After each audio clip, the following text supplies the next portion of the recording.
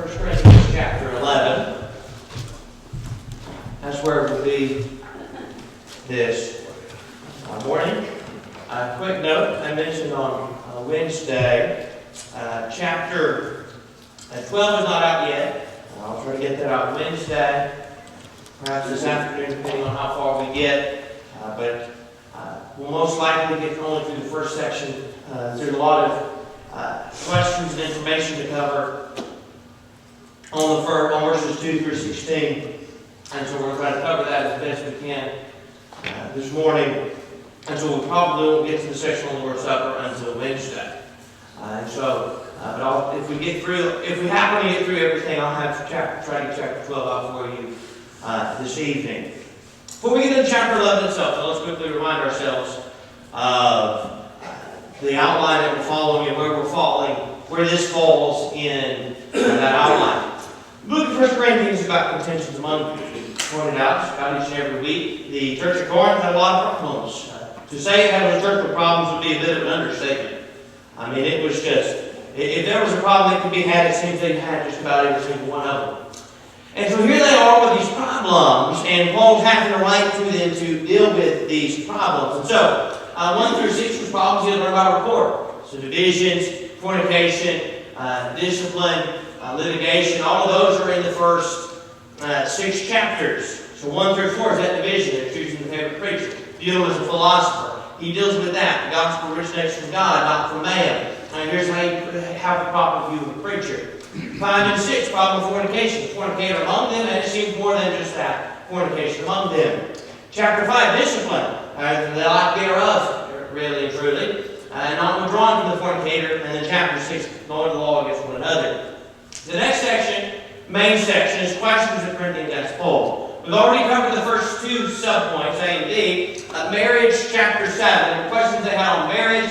And then 8 and 9 and 10 was be sacrificed to idols. We finished that up on Wednesday evening. The next 2 subdivisions are in this chapter. So subsection C, the covering, really it's headship, and I'll get to that in a moment when we get to chapter 11. And then subpoint D is the use of the Lord's Supper. So both C and D are in this one chapter that we're in this morning. And then E, spiritual gifts, that's 12, 13, and 14. The other 2 points are Paul's teaching on the resurrection and collection and salutations. Chapter 15 and then chapter 16 for those last 2. So just the final 2 chapters are a section on their own. We're ready for chapter 11. There's 2 main things, headship and the Lord's Supper. Now often when we go to 1 Corinthians chapter 11, to the first half. I know about the last one, when we go to the last half. When we go to the first half, oftentimes it is to discuss the covering that is there in chapter verses 2 through 16 and the questions that are had about that. And so what we want to do for a moment, before we get to the text itself, we'll spend some time, this is when we'll probably get past this section. We're going to spend a lot of time sort of overviewing some of the different views on this and some things we need to understand as we get into this chapter. We want to take a quick overview of that. Here's the first question I want to deal with. Is it hair or is it artificial? Well, there's a term that is referred to as veil. That means to be covered or veiled to the forehead according to BDAG. The covering of 1 Corinthians chapter 11 is compared to hair, not the same as hair. When we get to the text, we'll see that later on. But he talks about that which is he compares it to hair. Now, he then talks about what is a custom or practice. I believe, and I'll get to this more in a minute, I believe 1 Corinthians 11 is a custom of the day and the covering. And we'll cover that here in just a moment. But if you look at it, he talks about a custom and practice versus nature. The hair is nature. Again, what's under discussion in verse 16, the church has no custom of, but the length of hair is referred to as nature, verses 14 and 15. And so I believe the covering of the sex must be an artificial covering. He compares the 2. Again, we'll come to the different viewpoints in a minute. Some believe it refers to the hair. I think that it has to do here with an artificial covering because he compares it with the hair. So that answers the first question. Well, that still brings us to this. What about the different viewpoints? There are 4 main views. You may know another view, but there are 4 main views that are held concerning the covering. The first one is It's an artificial covering that was binding then and is binding now. Now, in this one, we really have two subsections. There are those who say it applied at all times. And what I mean by applies at all times, it applies in the assembly. It applies when one's praying at home. That it applies at all times, this sign of the wearing of the covering. There are others who believe it applies only in the church. You don't have to wear it at home when you're praying or when you're studying, but you need to wear it in services. Now, I'm going to come later on. I believe if the covering was referring to this, and I don't think it is, but if it was, I believe it would have to apply to all times, and I'll point that out here in just a minute. The other one is that the binding is binding now, but it's not artificial. Again, it's the hair is the covering that's talked about in 1 Corinthians chapter 11. That's the second of our four main views. The third is it's not binding today because it applies only to spiritual gifts. The argument is that it talks about every man, verse 4, who prays or prophesies with his head covered dishonors his head, but every wife who prays or prophesies with her head uncovered dishonors her head, since it is the same as if her head were shaven. And so, in verse 5, it talks about prayer and prophecy, and we don't have prophecy anymore. A little bit when we get to 12, 13, 14, we'll see that, so I'm not going to cover the fact that they've ceased. There's no need to cover that this morning. We'll get to that soon enough. But the binding is not binding today because it only applied to the use of spiritual gifts, and spiritual gifts have ceased. And so that's the argument. The fourth one is that it's not binding today because it's a matter of local custom. That's the position I hold, and I'll point that out as we move through the text. Now, it was not made a test of fellowship by those who believe in it. There are some who would not have somebody who believed in the covenant. And I'm talking about those that don't believe in it, who believe it's a custom, who don't think it's binding, would not have somebody who believed it was binding, and argue it's because they made it a test of fellowship. Except those who believe the covering to be binding have not actually made it, for the most part, a test of fellowship. I know preachers who either believe or in their lifetime believed that woman should wear the covering, and yet they would have, I've spoken at those congregations. My dad's held meetings at some of those. Donnie's held meetings at some of those, so they maintain the same position I do on it being a custom. They've been friends with some of those. And so, it's not been made a test of fellowship by those who believe in it. It's more often by those who don't believe that it's binding who make it the test of fellowship. Now, one thing I want to clarify when dealing with 1 Corinthians 11, and I don't think we have anybody here that believes, we don't have anybody here that wears a covering, at least that I've ever noticed, so I think we'll probably agree on one of the other positions. But if somebody believes it to be binding, or we finish this study and somebody says, you know what, as I look at it, I actually think that it is binding now, and it's not my opinion that it needs to be removed. I don't think it does. It's just not a matter of it's right or wrong. If somebody feels they should wear it, I would argue they should wear it. I would defend the right of one who thinks they need to wear it. If somebody believed it to be binding, and then they got to service and didn't have a covering, and you know what we should help them try to do? Find something to wear as a covering. Why? Because they would be violating their conscience if they weren't wearing it. And so I will argue that they must wear one if they believe they must. I will argue that from Romans 14, that if they violate their conscience, it is sin. A couple other things we want to know. Heterodox and needle exchange. Now, we're going to go through the text here in a minute. And I want to try to be fair to both sides of the main two arguments. There's four views, but there's two main ones. It's binding, or it's not because it's a custom. Those are really the two main of those views. Of those four, those are the two most common ones. And I want to try to be fair to both sides, but I can't really argue both sides completely and totally fair. From the standpoint of I can't argue from the other side, so the way they would argue, because I don't hold to that position. If you want to read more about this, there's the Heto and Needham exchange. It's a series, I think it's just one article, written between Brother Hiram Heto and Brother James P. Needham. Brother Heto believed that the covering was binding, Brother Needham believed it wasn't. And so they wrote a series of articles, not really a debate, but an article back and forth, to which they laid out their argument that was posted together. So let's see both sides and give a thorough discussion of both. These slides, I post all of these on the website. So if you go to the website, maybe this afternoon, maybe tomorrow, and you go down to Bible classes, sermons, Bible classes on the site, you can find my slides.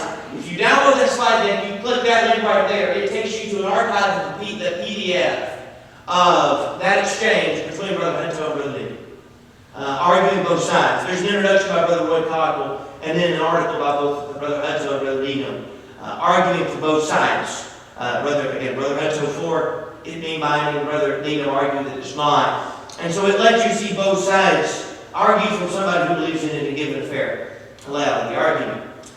If we finish this study, now again, I said I'm going to lay it out as why I believe it's a custom. But if we finish this study and you look at it and say, you know what, I actually have convinced otherwise, or somebody's convinced before, and they go through the study and say, I'm not convinced that it's a custom of the day, and you think you need to wear it, then I would argue that a woman that thinks she needs to wear it, again, as I said earlier, must wear it, and will defend the right of one to wear it if they believe it's binding. This may be a little bit harder to see, but a few things to understand. Let's talk about some reasons for understanding as to why I think it's a custom. Now, we're going to go through the text in a minute, but I want to lay this out for you. Several things here in the text. So, verse number 2, he commends them for keeping traditions. And I believe in verse 2, the tradition, sometimes let me back up for a second. The word tradition is used, has to do with a long-standing practice. So you go to Mark chapter 7, they were binding, and Matthew chapter 15, they were binding as commandments the traditions of men. That wasn't God's commandment, that was man's tradition. But there are other times the tradition is used, how you've kept the traditions, or the traditions handed down. It's used in the sense of the gospel. Okay, it's been used in both senses. It has to do with the long-standing practice. Now, I'm going to come through and give the evidence. I believe it is a custom. But I think in verse 2, the tradition is referring to an apostolic tradition, which means that's what was taught. Because the section is not as much about the covering. Your heading says head covering, probably. Mine does in the ESV. The heading in my Bible says head coverings. Yours probably says something like that. It may say headship, but it probably says something about head covering. But the main thrust of this has to do with headship and how that is shown, and I'll show that more here in just a second. So, in verse 2, now I commend you because you remember me in everything and maintain the traditions, even as I delivered them to you. But he's going to come later on and argue they weren't wearing the covering. Now, no matter which side you take, there's agreement on that. Whatever the covering is, they weren't observing it like they should have. Whether it was a custom, whether it was binding, whatever it was, they weren't observing it as they should have. He's going to come later on and have to tell them, talk to them about it. If it were a matter required by divine law, that is, it's binding for them to wear that, it seems strange to me that he would commend them for keeping the traditions and then rebuke them for not doing so. See what I'm saying? He says you keep the traditions. Look at verse 2. In everything and maintain or keep the traditions. And then he goes on to talk about them, the women, not wearing a covering. They kept the tradition, what was taught, the apostolic tradition, the teaching, the law about headship. But they weren't keeping the custom in the city of Corinth about headship. And that was causing some problems with those. We talked Wednesday, remember that there's things we could do that could become hindrances to others. They weren't observing the custom. We'll come back to that more later on.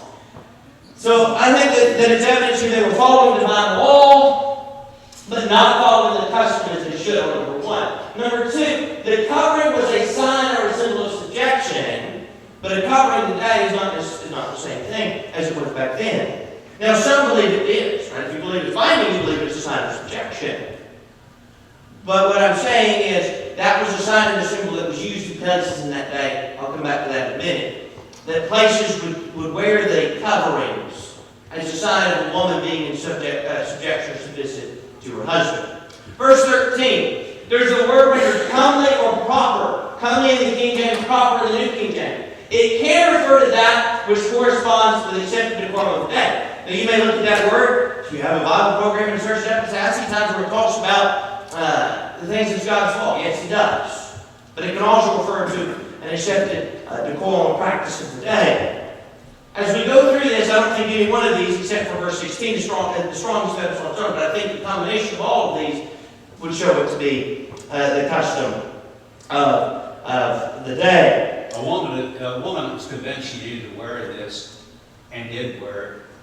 But if she wasn't submissive to her husbands in all matters, as much as those matters didn't, violate the law of God, then it would almost be hypocrisy. That wearing, the ones that are convinced to wear it, would have to be worn by a woman that was willing to submit to her husband. Because she could wear it outwardly, but not be submissive, and that would be wrong in that fashion. Right, you're right. It would be an outward, something trying to be shown outward, but it's not a reflection of what they are. You're right. In this case, the carpenters are the opposite. They're having the right attitude about this. We finally have something they're doing right. They're keeping the law about subjection, it seems. But they're not showing the custom of today about it. Number 4. The covering is not mentioned in the other passage on headship. Now, those who believe it's binding would argue it only has to appear once. I agree with that. It only has to appear once to be binding. But if this is what is necessary as a sign of it, it's curious to me that none of the others actually deal with it. 1 Timothy 2, Ephesians 5, 1 Peter 3. None of the others deal with the covering. Now again, it doesn't have to be dealt with. And as I said, one of these pieces on its own is not the strongest evidence, but I think it's a combination of all of them will show it. Although I would argue 6 is pretty strong before it number 6. We'll look at that in a minute. Number 5. It can be established that it was a custom for women to wear covering as a sign of subjection. We can go back and read material that has to talk about how it was a sign of subjection back then in certain areas for women to wear the covering. Now, if you read back on certain things, you need to pay careful attention to the timing. There's different arguments on different sides. And the timing when things are written has to do part with their arguments. But you can go back and it's established that in that day and time it was a custom for a woman to wear a head covering in a lot of places as a sign of subjection. I've read on this before. Like the veil that they wore, and there again, this is for man, but I'm not saying it's not accurate. It was something that actually concealed the face too, wasn't it, I believe? I don't know if that, you're going to touch on that or not, but what I've read, because people say if you are going to make this binding, that the veil that was the custom of the day kind of concealed the face. I don't know if that's true or not, but that's what I was saying. Yeah, some of them did. Going back to the previous definition we gave by BDAG of the word veil, there's an argument. Does it have to just cover the top of the head? Does it have to cover down? That's part of the argument. I think it needs to cover, if it was binding, it needs to cover at least to the forehead. That's what that word veil was often used to refer to. Not necessarily covering the whole face, though some of them did, but the word had to do with covering or veil to the forehead, BDAG defined the word we looked at earlier. So, again, coming back to number 5, it can be established as a custom of the day. And finally, number 6, it is called a custom or practice. Look at verse 16. If anyone is inclined to be contentious, we have no such practice, nor do the churches of God. Or, the New King James says, we have no such custom. In verse 16. We have no such custom. So I said, pulling all this together, I believe gives the evidence. I think verse 16 is the strongest evidence that it's a custom of the day. Because Paul says, among the churches, they have no such custom. Now, let's lay this out as well. Not only do we have that, let's understand that customs change, principles do not. What do I mean by that? Well, think about John 13. John 13, what happens in the early part? Jesus does what? He washes the feet of the disciples and set an example for them. But even among those who would argue the covering is binding, those who don't, we typically don't argue that foot washing is binding. It was not the foot washing that was what was binding. It was the principle behind it. The principle of showing hospitality and having an attitude of service. Romans 16, we looked at that before. Greet one another with a holy kiss. We said societies change. There are societies today that if you go there, how should you greet somebody? They still do that. You should greet them with a kiss. That's the way they do it. We do things a little bit different in our society, but the point is to be cordial. I don't want to wear that extra AL statement, but be cordial. And then finally, 1 Corinthians 11 is about headship. That's the principle. How is that shown? and that day and time about the people in that society in Corinth, it was shown by the covenant. And so I say pulling all that together gives us this information. Now, I know that took quite a bit to get through it, but I think it's some important background information as we overview this chapter. One more thing to note. I mention it all the time. I preach from the English Standard Version. I'm reading from the New King James this morning. If you have an ESV, if you use an ESV, in verse 5 it says, but every wife. In the New King James it says, but every woman. The ESV misses the point. The word there is not wife, but rather it is for woman. There is no word for, this was the argument for it, just as a quick side note, there is no word for wife in the original language. It's the woman of the man. There's no word for husband, it's the man of the woman. And so the argument is there's man and woman, and so it's wife. But it's just the word woman. So it's referring to women. And not to women in general, but every woman. Verse 5. So as a side note, that's why I'm reading from the New King James this morning, because that word occurs a lot, and the ESV lists it over and over and over again. And so, a long time ago, this tells you how old.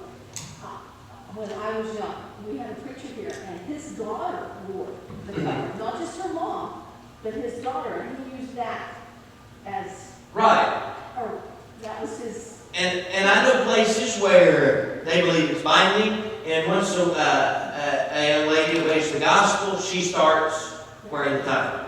And so it has to do with woman. Now, let's get into the text here. We've got about 7 minutes remaining, but we've laid a lot of our groundwork. We're going to sort of go through this a little bit quicker. A couple of key verses we'll hit on as we move through.